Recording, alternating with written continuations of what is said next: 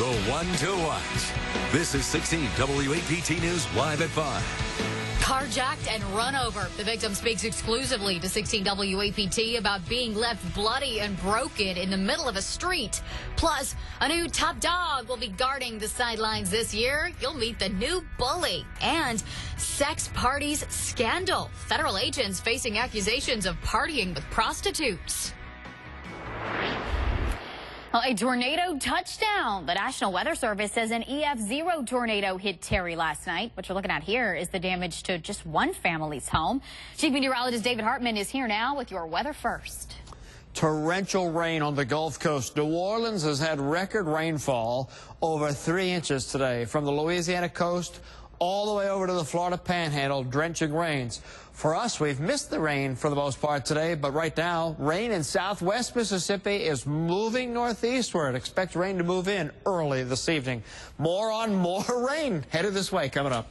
Okay, David, live at 5, an emergency meeting in Terry after a company revoked bond status for the mayor, Tammy. Yeah, that's right, Megan. Now, this is all tied to those embezzlement charges against Mayor Roderick Nicholson. Now, 2 weeks ago, state agents arrested him. They say he stole city funds to fix his personal vehicles. One Terry alderman told 16 WAPT the insurance company that guarantees the mayor's bond plans to pull out. Investigators say Nicholson used city credit cards 5 different times for a total of $2,700. Now, if the bond is revoked, it means the mayor would be uninsured for anything he does with his power as mayor. Nicholson is still the acting mayor right now. And this is new at 5. One man claims a carjacker beat him up and then ran him over with his own car. 16 WAPT's Ryan Houston joins me live in the newsroom. And Ryan, I understand he's in the hospital tonight. That's right. Shadell Ford says he can barely move, and he tells us that he is really just glad to be alive. Instead of taking the vehicle, he choked me out, and I passed out. He started searching me for money, and then he threw me on the ground, and that's how my face got scratched up. And after he threw me on the ground, he cranked the car up, and that's when I came to. And I tried to stop him from driving off with the car, and that's when he rolled me over, ran me over with the car. Ford says 2 women found him stretched out on Capitol Street on Saturday night. He says a gunman jumped in the car and made him drive before he forced him to pull over. That's when he says the crook choked him out. The victim says that carjacker took off with his 2014 silver Dodge Journey with a tag number of 04428. If you know anything about this, please call Crime Stoppers or Jackson Police. A horrible story, Tammy. Oh, terrible story, Ryan. Yeah. Thank you so much, and I understand you'll have more at 6. Will do. Thanks so much.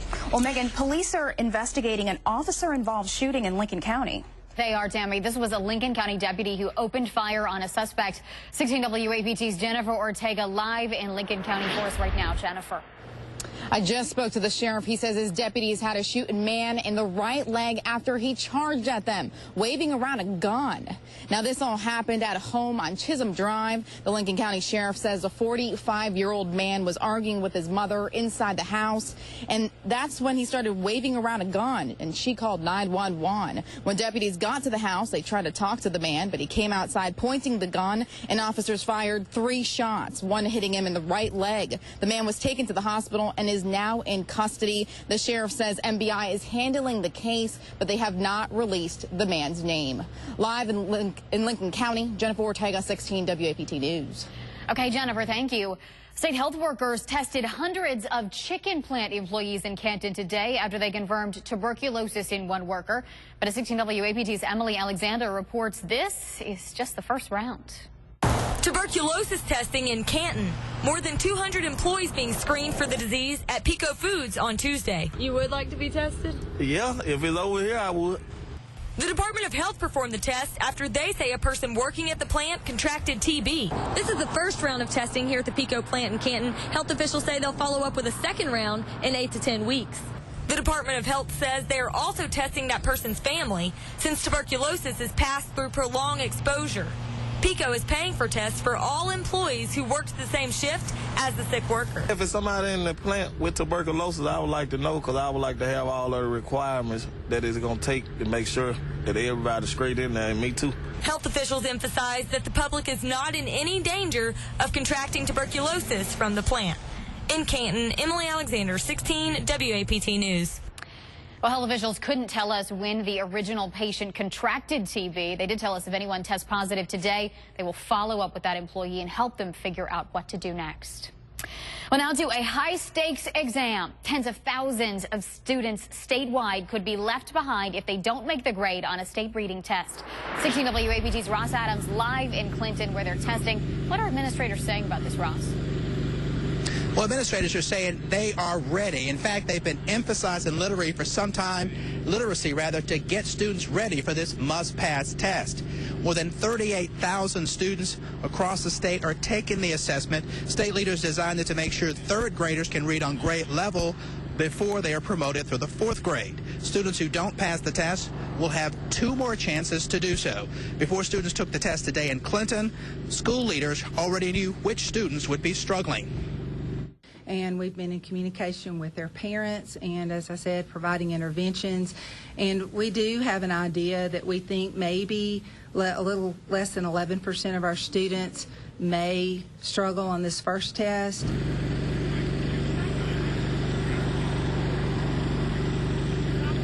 Now, the assessment wraps up next week. Some schools have held literacy boot camps to get students ready for the big test. And state law says some students who fail the test will be promoted if they meet certain specified exemptions. But now we're live in Clinton. Ross Adams, 16 WAPT News. Okay, Ross, thank you. Well, we are taking a closer look at Jackson Mayor Tony Arbor's emergency water plan and the list of places he wants fixed right now. 16 WAPT Scott Simmons live in North Jackson tonight with what could be called ground zero. Scott? Easily so. Check it out. I'm standing on the remnants of the biggest problem along the Chastain water line. According to the city, it could cost $300,000 just to fix this one. This is one of 3 main areas the mayor wants to address in his emergency plan. Now, today, according to the Department of Health, they tell me the city has sent a letter of intent that indicates they could borrow up to $2.4 million to deal with one of these problems. They could also reach to other funding sources to deal with a 20-inch water main problem on Sywell Road and a water main on Eastover Road. The council still has to approve the mayor's plan, and while there was talk of a special meeting, it may be next Tuesday before it can be taken up. The mayor says he's trying to answer their questions about why this emergency declaration is needed. This plan primarily talks about how we'll communicate. It talks about how we'll deploy in any emergency going forward. The council just wanted to be comfortable and confident that we were doing things in a strategic manner, and we think that we were able to provide them with that. But some council members told me they are reluctant to borrow money when there is bond money in the bank from the city's 1-cent sales tax collection. Coming up at 6, I'll show you why that money is not being spent yet and why it may be a little while before it can be. Live in North Jackson, Scott Simmons, 16 WAPT News. All right, Scott, thank you. And we do want to give you a look at the locations the mayor wants fixed right now. He's talking about the Chastain water line, Eastover Road, and Sywell Road. Meantime, an alert for some Jackson Water customers tonight. This latest boil water notice affects the 400 and 500 blocks of Sykes Drive, Sykes Park Drive, Sykes Park Circle, and Lakeside Drive. Of course, it takes 2 days of clean water tests to lift those boil water alerts. New at 5, a transgender man says a Flowood-based company fired him because he wouldn't dress like a woman. Tristan Broussard was born a woman but now lives as a man. He says that's why Tower Loan let him go. He claims his boss demanded that he dress and act like a woman, which was something that he simply refused to do. We reached out to Tower Loan. They say they do not comment on pending litigation. Lawmakers on Capitol Hill say they want to review a nuclear agreement with Iran. The White House says President Obama is willing to compromise here. 16 WAPT's Aixa Diaz is live in our Washington bureau tonight. And Aixa, a key Senate panel just voted on a bipartisan bill. That's right, Megan. The Senate Foreign Relations Committee passed an Iran bill the White House says President Obama would be willing to sign. I think we've reached a balance here that is very, very appropriate. A new bill that gives Congress a say on a nuclear deal with Iran is getting bipartisan support. After a veto threat from the White House, senators unveiled changes to the measure. It forces the administration to bring to us every detail if there happens to be a final agreement, every detail. The new bill gives Congress 30 days instead of 60 to review a final deal with Iran. During that time, President Obama would be able to lift sanctions imposed through presidential action, but could not ease sanctions levied by Congress. Despite the things about it that we don't like, enough substantial changes have been made that the president would be willing to sign it, because it would reflect the kind of compromise that he'd be willing to sign. For a second day in a row, Secretary of State John Kerry met with lawmakers, asking them to give negotiators more time to finalize a deal. Earlier this month, the U.S. and 5 other countries reached the framework of a deal with Iran to limit its nuclear program in exchange for sanctions relief. There is no disagreement in this committee or in the Congress that we cannot trust Iran, and that the agreement must be able to assure that Iran does not become a nuclear weapon state. This bill would also require President Obama to certify to Congress every 90 days that Iran is complying with the agreement.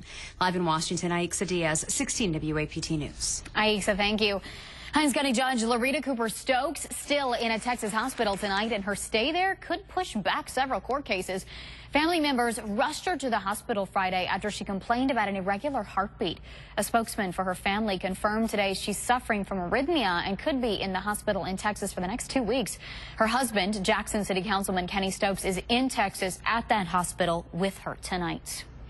We now know the identity of a man shot to death on his own porch, Tammy. That's right, Megan. We just got this information into our newsroom tonight. Now, police say that a gunman killed the 73-year-old. His name is Alfredo Ramirez. It happened on Saturday outside his home on St. Francis Street. Now, detectives say the suspect followed Ramirez home from a gas station, and when he drove into his driveway, the gunman held him up and demanded money. Police say the men fought, and that's when the suspect shot him in the stomach and drove off. We have a picture of the car that they're looking for tonight. If anyone has information that can help police, you're asked to call Crime Stoppers at 601-355-TIPS. Percy Sledge, the legendary rock and roll star, has died.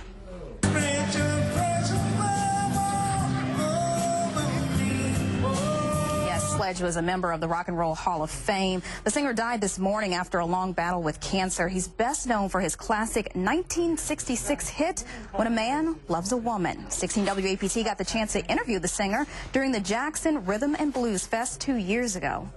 The people of Jackson, they show appreciation of entertainers when they come.